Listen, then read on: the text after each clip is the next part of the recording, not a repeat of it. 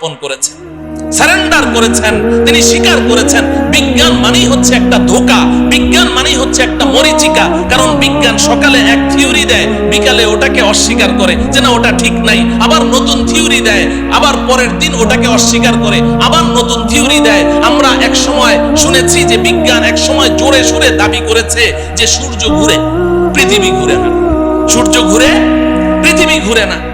এরপর মাঝখানে আরেক দল বিজ্ঞানী কিছুদিনের জন্য আবিষ্কার হলো, তারা এসে বলল যে না আগের বিজ্ঞানীদের থিওরি ভুল। বলে সঠিকটা কি? কয় যে পৃথিবী ঘুরে, সূর্য ঘুরে না।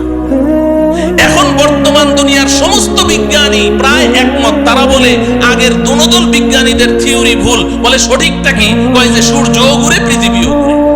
বলে কি বলে না? এখন বর্তমান বিজ্ঞানের দাবি কি? সূর্যও ঘুরে, পৃথিবীও ঘুরে। আর কিছুদিন যদি বাঁচি তাহলে দেখবো আরেক দল বিজ্ঞানী আসবে, এসে বলবে আগের তিনদল বিজ্ঞানীদের থিওরি ভুল। বলে তাহলে সঠিকটা কি? বলবে একটাও ঘুরে না। অসম্ভব কি? বলতে পারে। তো বিজ্ঞান মানে হচ্ছে মরিচিকা, এক একবার এক এক থিওরি দেয়। তো আল্লামা ইকবাল রহমতুল্লাহি আলাইহি সারাটা জীবন বিজ্ঞানের পিছনে দৌড়ালেন, এরপরে অন্তিম মুহূর্তে এসে আত্মসমর্পণ করছেন। কোই कहता है नहीं है, कोई कहता है कि है, या खबर है या नहीं है तेरी दुनिया का वजूद। अब जुनू से काम लूंगा मैं रहे तहकीक में, अक्ल के पीछे बहुत ही वक्त ज़ाया कर चुका, अक्ल के पीछे बहुत ही वक्त ज़ाया कर चुका। আল্লামা ইকবাল বলেন রব্বুল আলামিন সারাটা জীবন তো বিজ্ঞানের পেছনে দৌড়ালাম, কিন্তু বিজ্ঞান আজকে এক থিওরি দেয়, কালকে এক থিওরি দেয়। একবার বলে সূর্য ঘুরে, একবার বলে পৃথিবী ঘুরে, একবার বলে দোনোটা ঘুরে, একবার বলে আসমান আছে, আরেকবার বলে আসমান নাই। আমি তো পাগল হয়ে যাওয়ার পালা রব্বুল আলামিন। আর আমি বিজ্ঞানের পেছনে দৌড়াতে চাই না। এখন আপনার কাছে জীবনের অন্তিম মুহূর্তে আমার একটাই দরখাস্ত, আব জুনু সে কাম লুঙ্গা मैं रहे तहकीक में, अक्ल के पीछे बहुत ही वक्त ज़ाया कर चुका। রব্বুল আলামিন এখন আর আমি বিজ্ঞানের মাধ্যমে কোনো জিনিস যাচাই করতে চাই না। এখন আমি আপনার কিতাব কোরআনের মাধ্যমে যাচাই করতে চাই। আপনি যেটা বলবেন ওটাকেই বিশ্বাস করতে চাই, এবং আপনি আমাকে ওই বিজ্ঞানীদের দল থেকে বের করে ওই সমস্ত বান্দাদের অন্তর্ভুক্ত করে দেন যেই বান্দাদেরকে দুনিয়ার মানুষ আপনার পাগল মনে করে। আমাকে ওই পাগলদের অন্তর্ভুক্ত করে দেন। আসমান আছে না নাই? গেলাম প্রথম আসমানের তলা, মনে আছে তো? তো প্রথম আসমানের তলা পর্যন্ত না গেলাম, কিন্তু আসল বাড়ি জান্নাতের কোনো খোঁজ খবর পাওয়া গেল? আরো উপরে যাওয়া লাগবে। এই জমিন থেকে প্রথম আসমানের তলা পর্যন্ত যতটুকু পথ আপনি পাড়ি দিয়েছেন, ভালো করে বুঝেন, এই জমিন থেকে প্রথম আসমানের তলা পর্যন্ত যতটুকু পথ পাড়ি দিয়েছেন, প্রথম আসমানটা মোটাও এই পরিমাণ। সুবহানাল্লাহ বলেন। প্রথম আসমানটা মোটাও এই পরিমাণ। এরপর প্রথম আসমান থেকে দ্বিতীয় আসমানের দূরত্ব এই পরিমাণ, দ্বিতীয় আসমানটাও মোটা এই পরিমাণ। এইভাবে আপনি উপরের দিকে যেতে থাকেন। তৃতীয় আসমান আবার মহাশূন্য, চতুর্থ আসমান আবার মহাশূন্য, পঞ্চম আসমান আবার মহাশূন্য, ষষ্ঠ আসমান আবার মহাশূন্য, সপ্তম আসমান। এই জমিন থেকে সপ্তম আসমানের ছাদ পর্যন্ত যতটুকু পথ আপনি অতিক্রম করেছেন, সপ্তম আসমান পার হয়ে আরো ঠিক এই সমপরিমাণ মহাশূন্য পাড়ি দিয়ে আপনি যদি উপরে যেতে পারেন, সেখানে গিয়ে পাবেন সিদরাতুল মুনতাহা। কি পাওয়া যাবে? সবাই আমার সাথে বলেন, সিদরাতুল মুনতাহা। সিদরাতুল মুনতাহা এই নামটা মনে রাখতে হবে, বাড়ির ঠিকানা তো সিদরাতুল মুনতাহা। এবার আল্লাহ রাব্বুল আলামিন আমার আপনার আসল বাড়ি, আমার আপনার আব্বা আম্মার বাড়ি, আমাদের পৈতৃক সম্পত্তি, জান্নাতের ঠিকানা বলে দিচ্ছেন। ইনদা সিদরাতিল মুনতাহা ইনদাহা জান্নাতুল মাওয়া। এই দুনিয়ার মুসলমান শুনে রাখো, আমি তোমাদের জন্য, আমার ঈমানদার পরহেজগার বান্দাবান্দীদের জন্য আমি যেই বিশাল জান্নাত তৈরি করেছি, এই জান্নাতটা আমি আল্লাহ সিদরাতুল মুনতাহার নিকটে তৈরি করে রেখেছি। কোথায়? সিদরাতুল মুনতাহা বলেন, সবাই বলেন সিদরাতুল মুনতাহা। বাড়ির ঠিকানা জানা লাগবে না, বাড়ির এলাকার নাম জানতে হবে। আমাদের বাড়ির এলাকার নাম কি? সিদরাতুল মুনতাহা। আল্লাহ রাব্বুল আলামিন বলছেন ওই সিদরাতুল মুনতাহার নিকটে বাড়ি তৈরি করে রেখেছি। মুহতারাম হাজরিন, আমাদের দেশের কিছু নষ্ট ভ্রষ্ট নাস্তিক দাবিদার কিছু ছেলেরা, এরা এই মাঝে মধ্যে উল্টাপাল্টা কিছু বকাবকি করে কোরআন হাদিস ইসলাম ঈমান সম্পর্কে, আল্লাহ রসুল সম্পর্কে। এই ভ্রষ্ট নষ্ট ছেলেগুলো তারা বলে জান্নাত বলতে কিচ্ছু নাই। জান্নাত আছে না নাই? এখন ওরা জান্নাতকে অস্বীকার করে কেন জিজ্ঞাসা করেন, বলবে যে আমাদের নাস্তিকদের একটা থিওরি আছে, যা চোখে দেখি না তা বিশ্বাস করি না। নাস্তিকরা যা চোখে দেখে না তা বিশ্বাস করে না, এটা ওদের দাবি।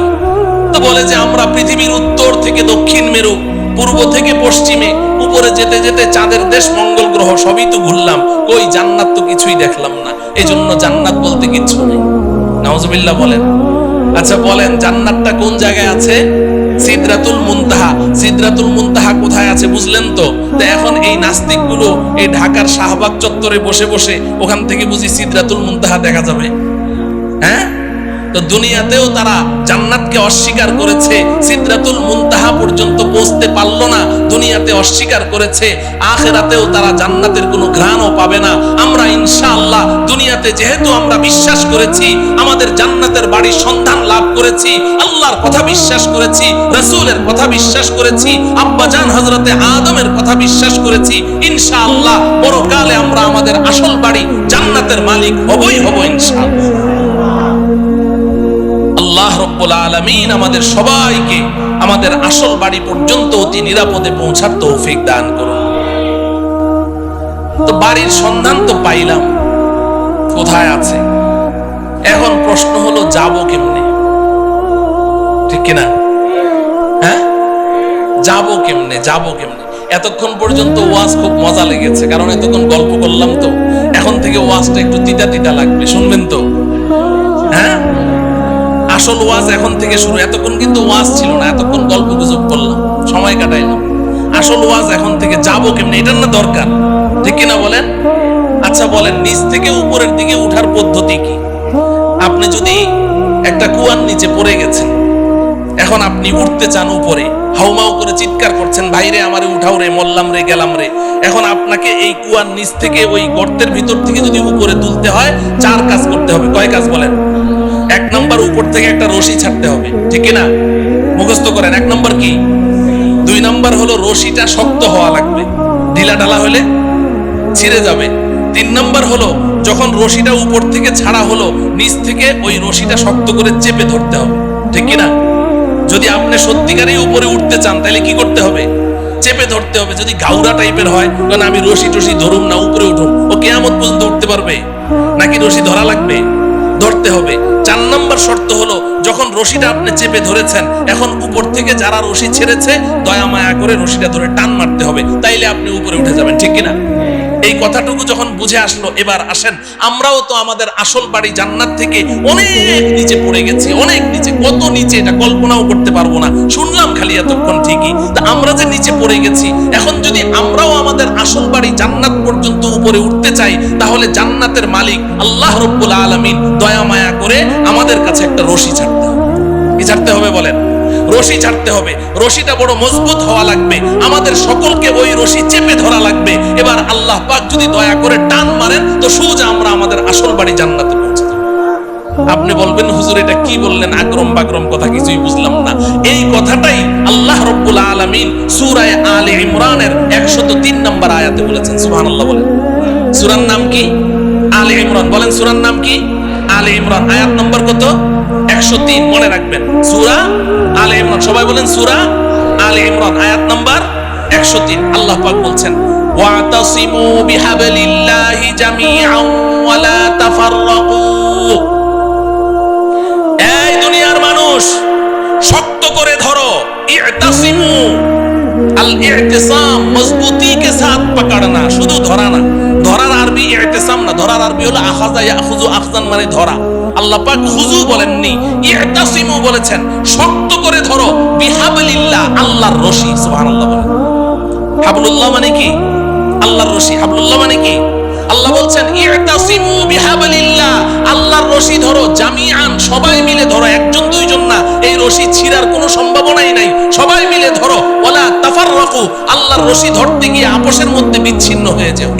সুবহানাল্লাহ বলেন।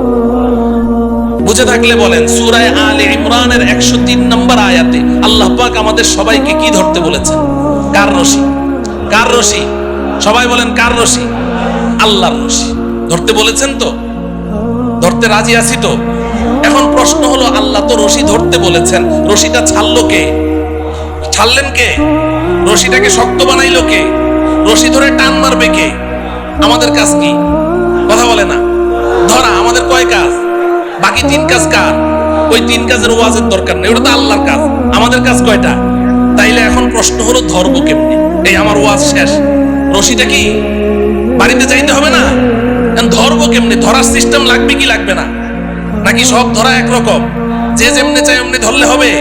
না, এমনি ধরলে হবে না। আমি এক বক্তার ওয়াজ শুনেছিলাম ছোটবেলায়, গান শিখায়, গানের ওস্তাদ, বুড়া চিকনা চাকনা, আর ছেলে হইলো একেবারে নওজোয়ান তাগড়া। ও বলে ব্যান্ড সঙ্গীত শিল্পী হবে। ব্যান্ড সঙ্গীত কি জিনিস এটা যুবকদেরকে তো বুঝাইতে হবে না, বুড়ারা তো বুঝবেই না। ভ্যা ভ্যা করে চিল্লায় যে ব্যান্ড সঙ্গীত, এখন ওই ব্যান্ড সঙ্গীত শিল্পী হবে। এখন ওই বুড়া ওরে যতই গান শিখায়, ওই জোয়ানের গলা হইলো একটা বুড়া বকরির গলা, ফাটা বাস, ওটা দিয়ে কোনো গান বের হয় না।